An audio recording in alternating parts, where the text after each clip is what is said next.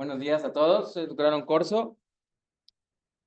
Mi tema es tratamientos láser en retina. Realmente es un tema que se puede extender muchísimo o se puede hacer muy cortito. En este caso lo vamos a hacer cortito por tiempos, porque vamos medio atrasados.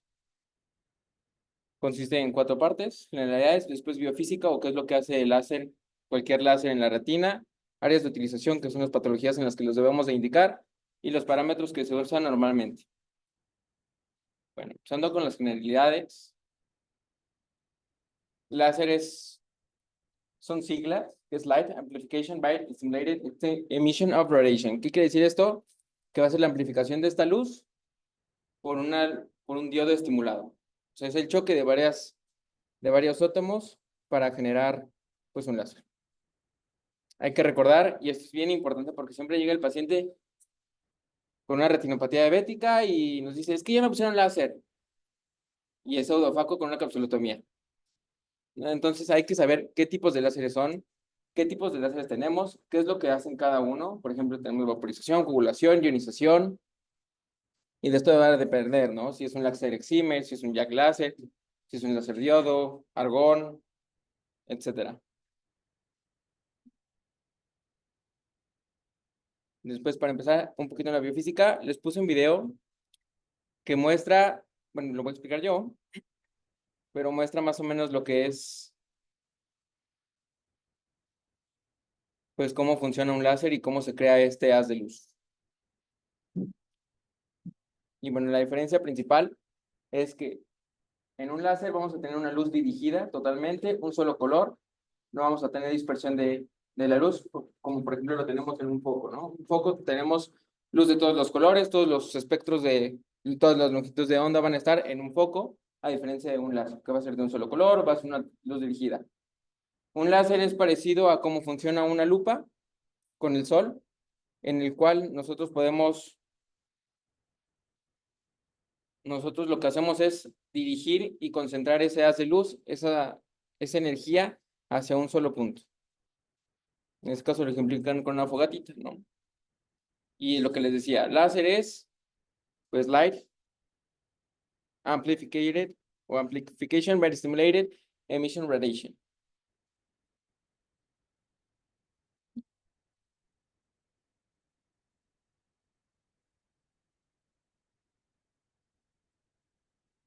¿Cómo funciona? Vamos a hacer de cuenta que eso es como una cámara.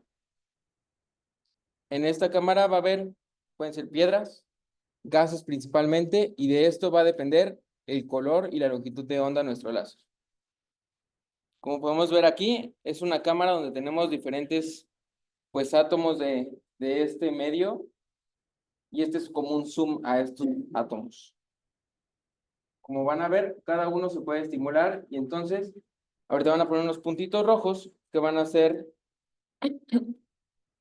bueno, aquí es donde se simplifica cómo se van estimulando cada uno. Y entonces, cada uno va a generar un átomo de luz. Ese átomo de luz va a hacer una reacción en cadena, generando uno y uno y uno y uno y uno, hasta conseguir cantidades, pues, millones de átomos que estén flotando y generando ese haz de luz concentrado.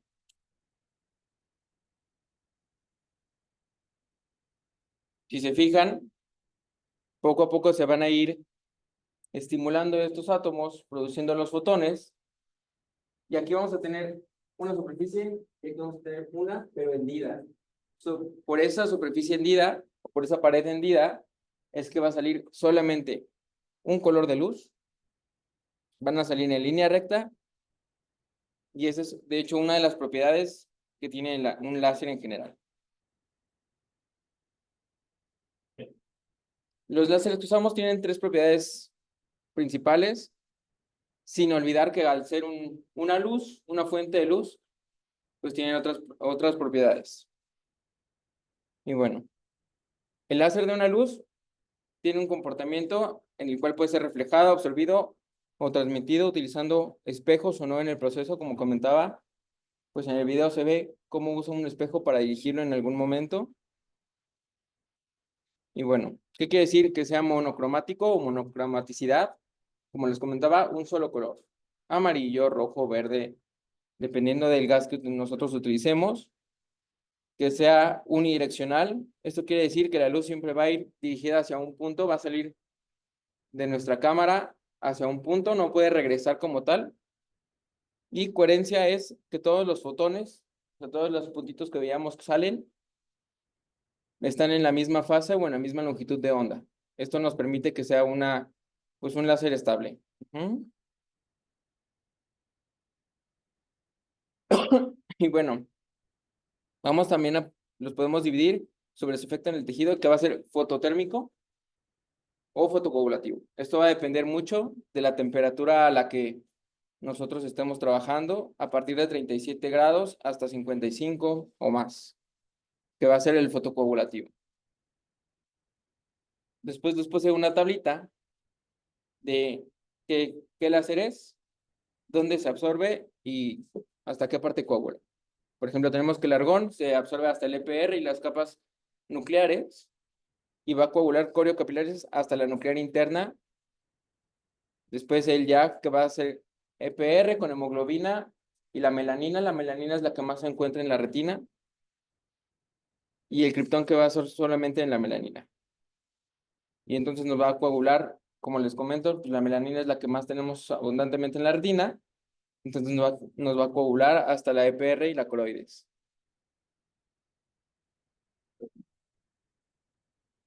Entonces, melanina es la que más tiene, se absorbe en prácticamente todas las capas de la retina. La xantofila, que se encuentra en las capas internas, en la capa nuclear interna, bueno, hasta la capa nuclear interna, va a absorber la luz azul, pero no va a absorber la luz verde. De hecho, esto tiene que ver mucho también con la parte pues, vascular de la retina. No sé si se acuerdan, cuando ponemos luz verde es luz libre de rojo, ¿no? Y la hemoglobina, que también va a estar muy presente, que absorbe casi todas las longitudes de onda, casi todos los colores, excepto la luz roja. Y les puse una tablita donde viene cada uno de los láseres. Abajo viene cada uno de los láseres con su longitud de onda y de acuerdo de acuerdo a dónde se va a absorber. Xantofila es la que menos absorbe, es muy cortita. Argón nada más, prácticamente. La xantofila se lleva un poquito más y la hemoglobina y la melanina son las que más se llevan, pues a final de cuentas, ¿no? Son las que tienen mayor longitud de onda. Muy importantes son los lentes que utilizamos en cada una de nuestras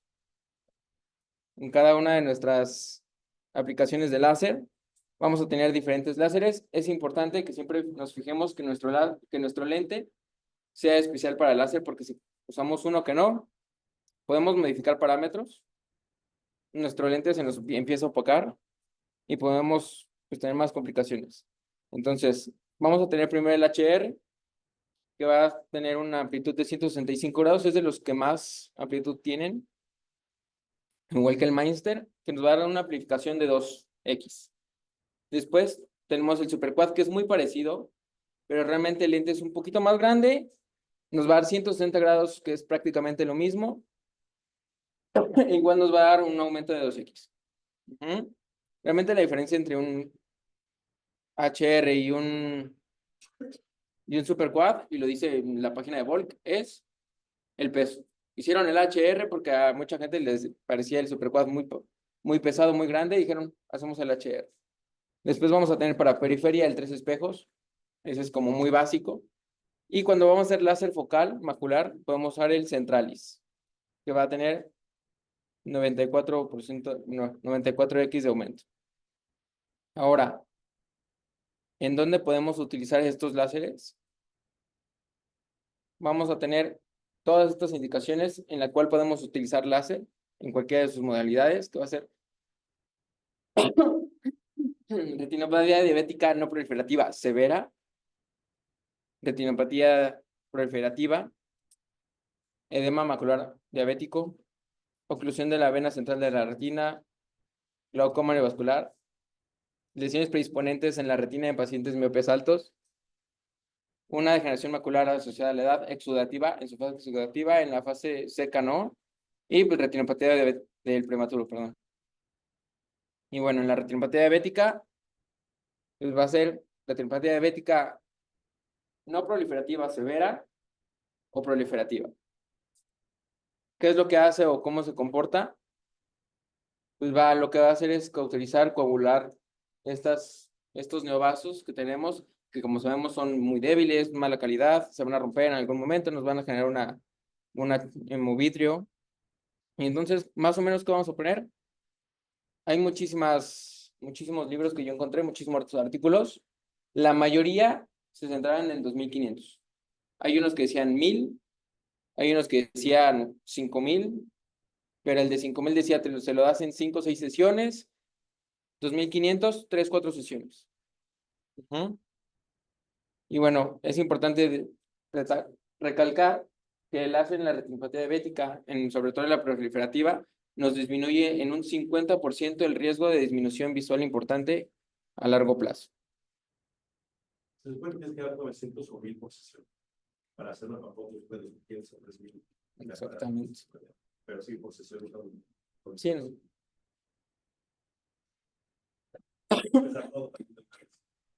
Para que se inflame el ojo.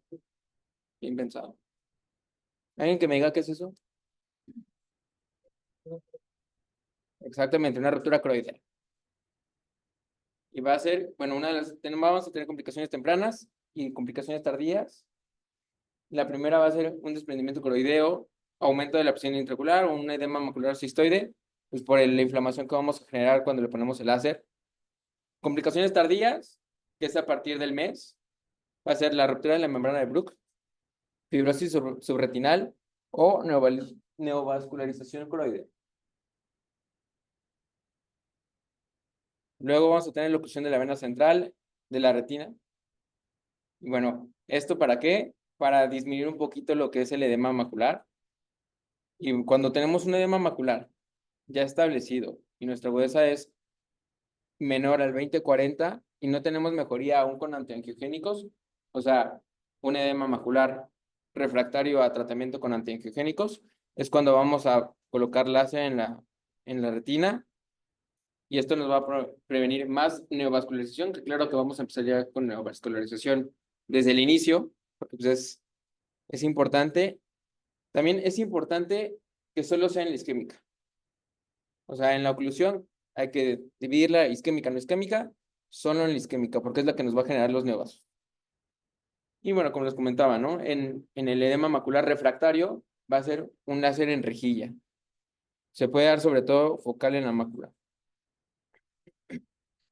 Después, en el glaucoma neovascular, una de las causas del glaucoma neovascular va a ser la hipoxia retiniana. Entonces, pues, es importante nunca poner la profiláctica, o sea, hasta que tengamos estos neovasos secundarios a la hipoxia retiniana, es cuando vamos a ponerlas. Si no vemos pues un daño, si no vemos neovasos, no es necesario poner el láser, de hecho, pues es hasta contraproducente porque nos vamos a perder un poquito de la visión periférica y vamos a perder disminución visual.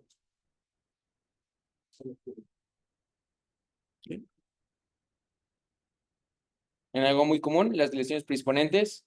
¿Alguien que me diga qué es este? Muy bien. Qué orgulloso estoy. Y bueno, va a ser para prevenir un desprendimiento de retina. Siempre se va a hacer un cinturón alrededor de estas lesiones de 2 a 3 hileras. Más o menos, pues uno ve, ¿no? Si está muy grande, le pones 3 hileras. Si está chiquito, con 2 es suficiente. Va a ser en un patrón interrumpido, una distancia de pues de 1 milímetro entre cada uno y uno para tratar de sellar estas lesiones y que no se genere un desprendimiento. En la generación macular, aquí les puse un video muy bonito, lo voy a estar adelantando, es un aparato en el que se ve la degeneración macular. Bueno, en este aparato lo que hacemos es, primero, tomas una foto de fondo de ojo con el paciente sentado y ahí en la máquina. Después tú haces tu programación, le pones que no que no dé láser en el nervio óptico ni en la mácula como tal. Puede ser grande. Y aquí empiezas a planear. Si se fijan, va haciendo como paneles hexagonales, que es donde se va el láser focal. Perimacular. Nunca en la mácula, nunca en la fobia, nunca en el lumbo. Por favor. De ahí se ve. Uno, cuando ya programaste todo lo que es, bueno, ahí vienen las medidas de cada cuánto va a dar tu láser y de qué tamaño van a quedar, dependiendo de tus parámetros. Y si se fijan, empieza a dar el láser con solo presionar un botón. Este láser se llama fotoguiado, así se llama.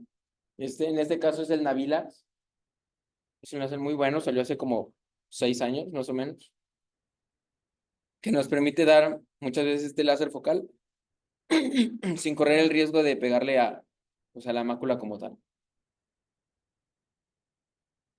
Y bueno, la última va a ser la retinopatía del prematuro, que va a ser zona 1, vamos a tener pues, resultados favorables, y principalmente va a ser en etapa 3 y 4. Aquí les puse una tablita donde se ve cómo es la etapa 3 y la etapa 4, dónde está nuestra línea y dónde empieza la neovascularización de cada uno. Ujú. Bueno, aquí ya se empiezan a formar membranas. ¿Y cuáles van a ser los parámetros que debemos usar? Yo saqué igual un consenso porque hay muchísimos lugares donde te dicen cuánto sí y cuánto no, y va a ser en retinopatía del prematuro, un spot de 100, una duración de 0.3 segundos o 3 milisegundos y un poder de 300 miliwatts. Ahora, no es una regla, no es una receta de cocina, siempre hay que poner unos cuantos disparos y dependiendo de cómo veamos cómo queda el disparo, podemos modificar parámetros. Porque pues hay que recordar que el ojo es redondo, entonces no vamos a tener la misma distancia de láser en el polo posterior que en el ecuador. Entonces siempre hay que estar modificando parámetros. Es una guía más o menos de cómo hay que hacerlo, pero después, para una panfotocoagulación, como decía el doctor Varela, se pueden poner hasta 1000 disparos. Y estos disparos van a ir de 200 micrómetros hasta 500 micrómetros, que 500 micrómetros es muy grande. La duración de 0.1 a 0.2 segundos de este disparo y un poder de 200 a 250 miliwatts. Este aparato es el que tenemos en Santa Mónica, se llama Easy Red, es láser amarillo y su mayor bondad, como de láser amarillo de todos los láseres amarillos, es que no duele. Con ponerle Ponti, el Ponti es suficiente para pegarle lente y para poder hacer la panfoto sin que tengamos que poner un bloqueo o algo así. Por ejemplo, la luz verde, sí tenemos que poner algún bloqueo porque pues sí duele mucho más. Y bueno, cuando ponemos en el adulto macular, que es láser micropulsado, este es un Iridex con micropulso, va a ser un spot de 100 micrómetros, una duración de 0.2 segundos y un poder de 250 miliwatts. Y es muy importante siempre ponerlo pues en el modo de micropulsado. Así, por ejemplo, en este aparato que tiene micropulsado y que no tiene micropulsado, siempre es importante ver eso porque a lo mejor tú lo quieres dar en la periferia y no ves las huellas, no ves las huellas, no ves las huellas y dices, ¿dónde está mi láser, no? Y los parámetros están bien, hasta que te fijas, estaba en micropulsado, y entonces no le estaba haciendo pues ni cosquillas a la retina. Y bueno, eso sería todo de mi parte.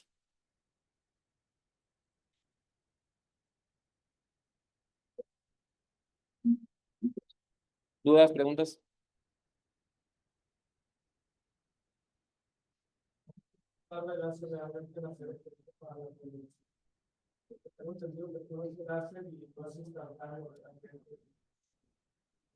Pues cuando tú pegas el disparo, se marca blanco. Ahora tienes que tener en cuenta que no debe ser, pues, si pegó y se pintó de color gris, te pasaste, entonces hay que hacerlo blanco. En el momento se supone que se ve blanco y después va cicatrizando más o menos unas 3 4 semanas, hasta que ya ves la cicatrización.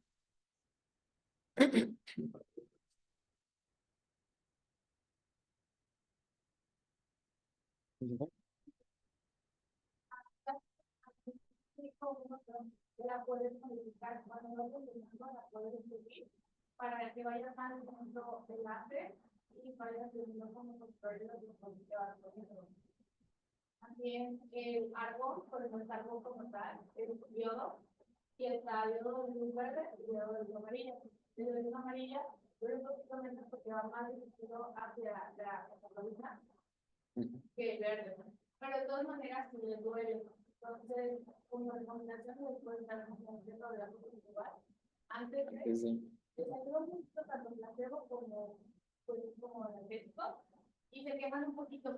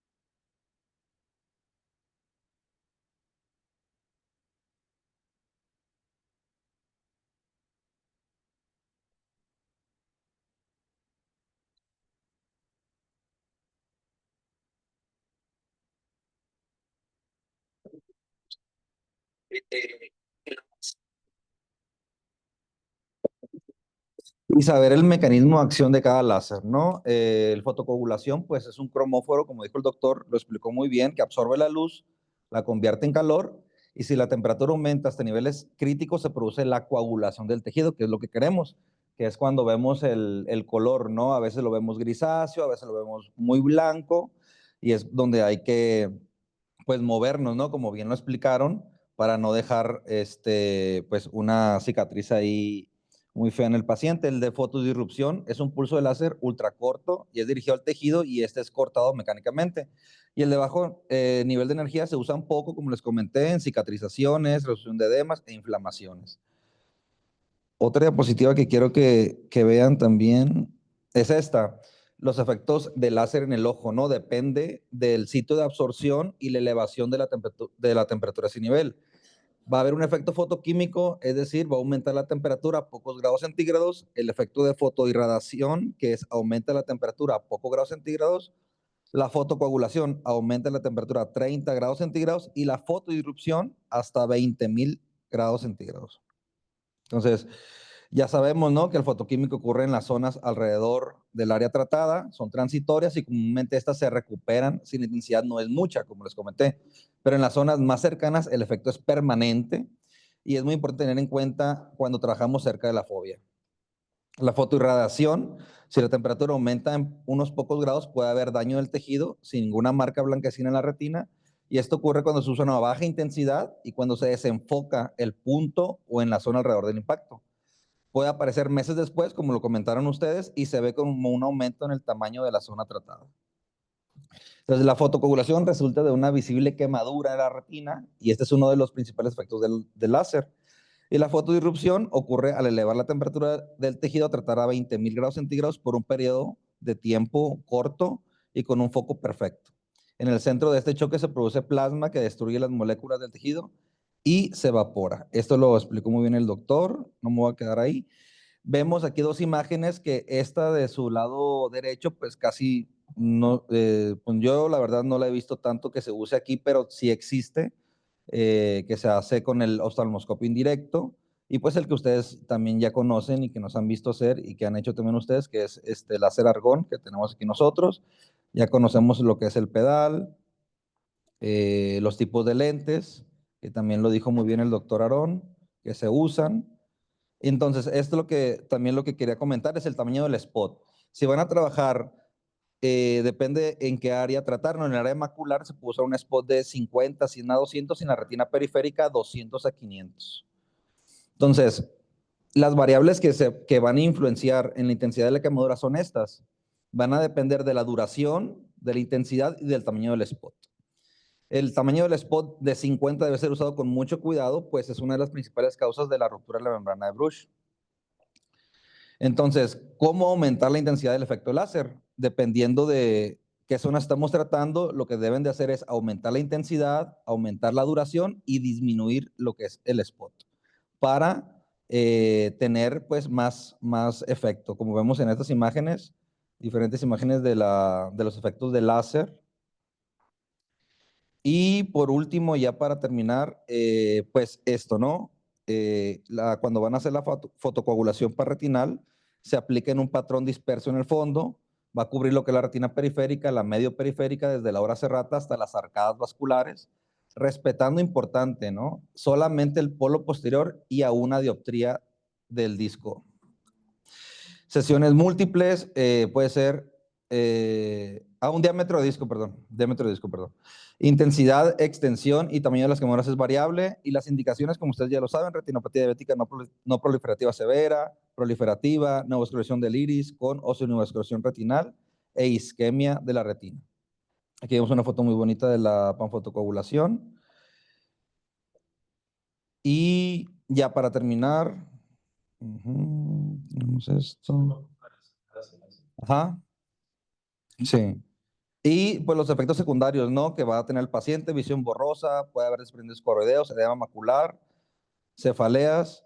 Y con esta me quiero ir nada más, decirles, ¿no? Para el paciente puede haber uveitis, aumento de la tensión ocular, láser de la fobia. Y también importante, ¿no? Cuando estén en el teaching, a veces el cirujano no les avisa y empieza a dar láser y ustedes están viendo. Entonces, pues también, ¿no? Puede haber una exposición accidental a la luz y quedar ciegos. No tanto, pero sí importante que también sepan, ¿no? Eso. Y nada más. Si hay alguna otra duda o pregunta. Yo creo que quedó muy claro, ¿no? La presentación del doctor Aarón. Creo que estuvo muy buena. Sí, adelante.